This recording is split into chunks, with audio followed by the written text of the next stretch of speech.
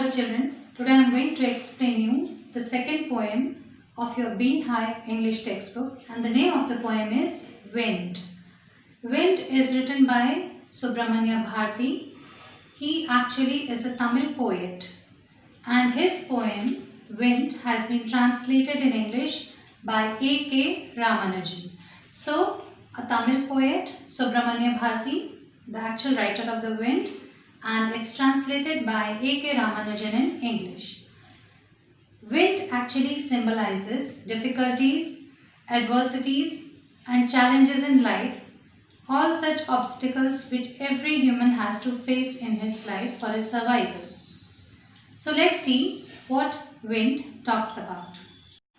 As I've told you that wind symbolizes the difficulties and challenges in one's life, and wind gives an opportunity to every human being to become strong so that we face all the difficulties and obstacles of our life and survive well in this world.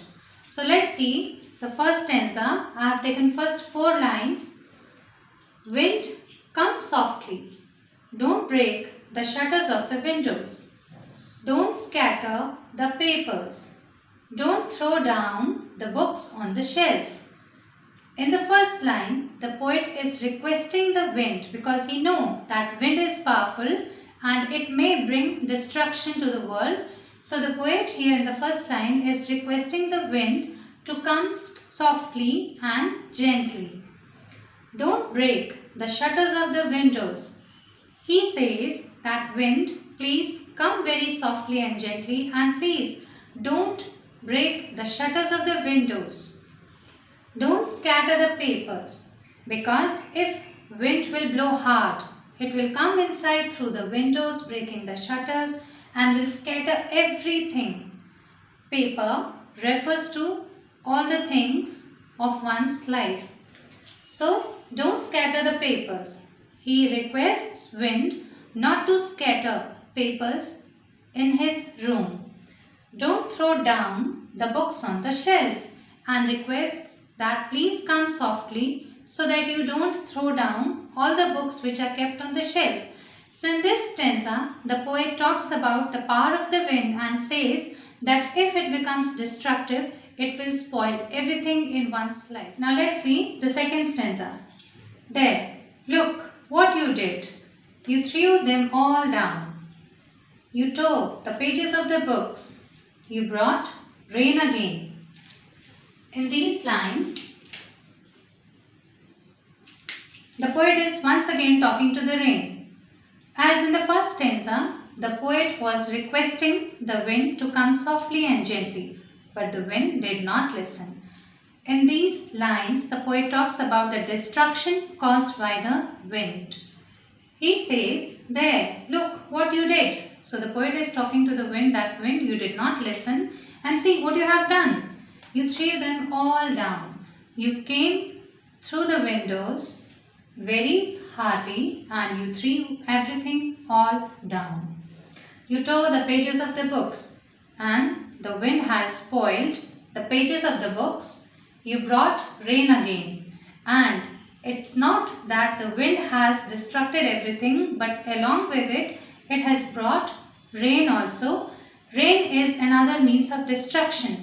So along with the hard wind, the rain is also doing the destruction. Means now rain and wind, they both refer to the difficulties all of a sudden which come into a man's life, and the man has to face them. So in these lines, the poet wants to say that sometimes when we are not prepared to face the difficulties of life, all of a sudden certain difficulties come and we are not prepared to face them. And if we are not prepared, what happens? We will see in the next. Now in the third stanza, the poet talks further to the wind. He says, you're very clever at poking fun at weaklings. Frail, crumbling houses, crumbling doors, crumbling rafters, crumbling bodies, crumbling lives, crumbling hearts. The wind god winnows and crushes them all. Here are some difficult words, children. First, I'll explain you the meanings of those words. You're very clever at poking fun at weaklings. Poking fun means making fun of. Weakling means weak people who cannot stand the difficulties of life. Frail, crumbling. Crumbling means broken, destroyed houses. Crumbling doors. Crumbling rafters. Rafters are the beams which are meant for supporting the roof. Crumbling bodies, crumbling lives, crumbling hearts. Wind God. Here the poet refers wind to as God, means he says that wind is as powerful as God. Winnows and crushes them all. Winnows means separates, like husk is separated from wheat. In this way, the poet says that wind God also winnows all the weak and strong people. So here, in these lines, the poet says that what happens when we are not ready to face the hardships of life.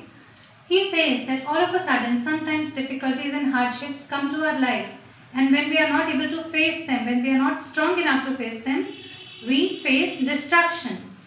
So, he says that wind is very clever in making fun of weak people. How wind makes fun of weak people? Frail, crumbling houses. He says that weak houses are crumbled, means they are destroyed. Doors are destroyed. Rafters, the beams under the roof, are destroyed. Bodies, human beings are destroyed. Lives of people are taken away, destroyed. Crumbling hearts, and several hearts are also broken when someone is not able to face difficulties. His heart gets broken. In this way, the poet says that when we are not strong, when we have not prepared ourselves to face the hardships, we get destroyed, we get disheartened, we lose whatever we have gained in our life. In this way, he says that wind is so powerful that no weak person can stand, and wind is as powerful as God, who winnows, means separates all and crushes them all, separates the weak people from stronger ones.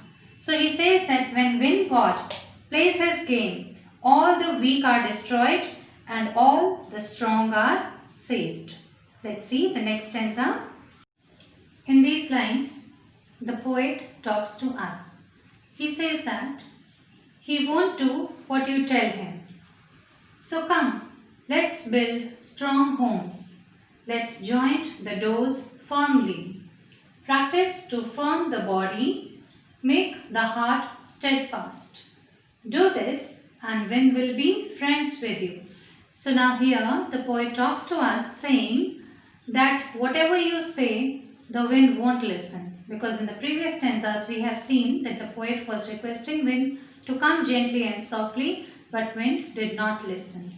So he says that instead of telling wind to be calm and soft, we should make ourselves strong.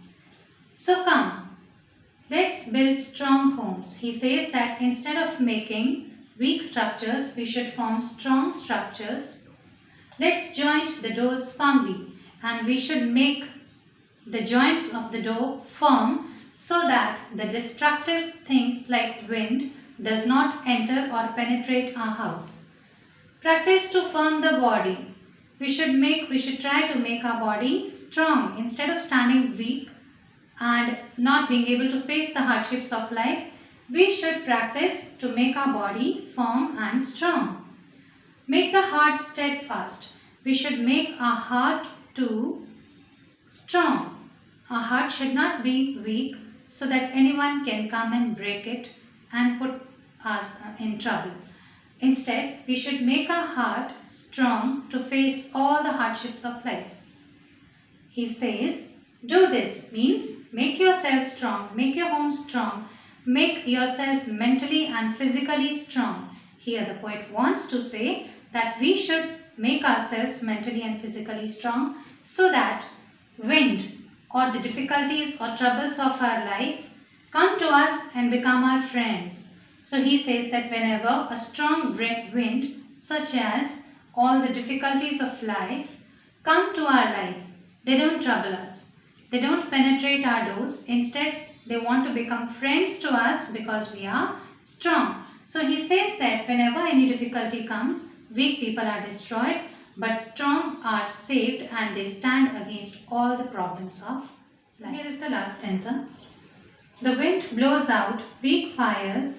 He makes strong fires roar and flourish. His friendship is good.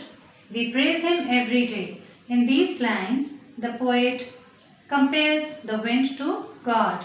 He says that the wind blows out weak fires. When a weak fire is there and a strong wind comes, the fire blows off. He makes strong fires roar and flourish. And as you see, that whenever a strong fire is there and a strong wind comes, it cannot extinguish that fire. It instead flourishes, grows up that fire even in a more stronger way. So the poet says that weak people are always destroyed by the hardships of life, but strong people face them and flourish. They grow even more strongly in their life. Roar means to make a strong sound and flourish means to grow. So weak people are destroyed, whereas strong people flourish. They grow more strongly and more rapidly in their life after facing hardships or difficulties. His friendship is good. So he says that instead of fearing the wind, we should make it our friends. So when we will be strong, it will become our friends, and his friendship is good. We praise him every day. And the poet says that wind is no less than God, and here he compares wind with God and says that we should praise the wind every day because wind is powerful just as God is. So children, in this poem we have seen that the poet very well talks about the hardships of life and says that weak people are always disturbed by the difficult times, but strong people with strong body and strong mind always face all the difficulties very easily, and they even grow more rapidly and more strongly after facing all the troubles of their life. So the poet has urged here not only to the wind to be soft, but to we humans to be strong.